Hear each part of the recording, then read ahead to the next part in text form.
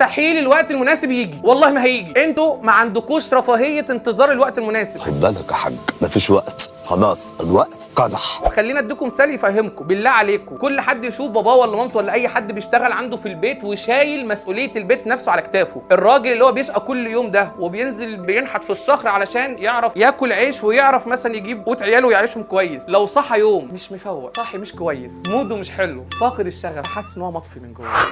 انت يا جماعه بتبقى بني ادمين. بالله عليكم الراجل ده مش هينزل شغله؟ قولوا لي ليه؟ عشان في رقبته ناس، في رقبته مسؤوليه. اللي انتوا بتحسوه والشروط اللي بتحطوها عشان انتوا مش معلقين حاجه في رقبتكم. المسؤوليه هتشيلها وانتوا في رقبتكم مش بشر، ده انتوا في رقبتكم مستقبلكم زائد امال بشر الاقرب ليكم في الدنيا. انا ضد اي حد يستنى وقت مناسب عشان يذاكر. انتوا في ثانويه عامه ولا اجري، انت داخل بطوله اتمرن. لا انا لما يبقى صحتي حلوه اهو اتمرن. صحتي حلوه ايه؟ الامتحان مش هستناك، قوم عافر ابدا، ولان الظروف المثاليه عمرها ما هتيجي. اتحرك، ابدا يا حبيبي، ابدا يا بابا. وده اللي اي حد بيجري على اكل عيشه بيعمله كل يوم اصلا. هي الفكره انكم مش واخدين مبدا المسؤوليه. لا هي مسؤوليه، وانا مش عايز اقول لكم بقى ذاكروا علشان لحظه فرحه اهلكم يوم النتيجه، علشان الفرحه يومها هتنسيكوا كل التعب. والله ما عشان اي حاجه، ده كله ماشي حاجات مهمه، بس اقسم بالله مستقبلكم يستحق التعب ده بعيد عن الناس اصلا. يعني انا ما بحبش ان واحد ماشي في الدنيا انا هعمل حاجه حلوه عشان الناس، انا مش هعمل حاجه الوحشه دي عشان الناس. يا عم ليه؟ انت نفسك تستحق.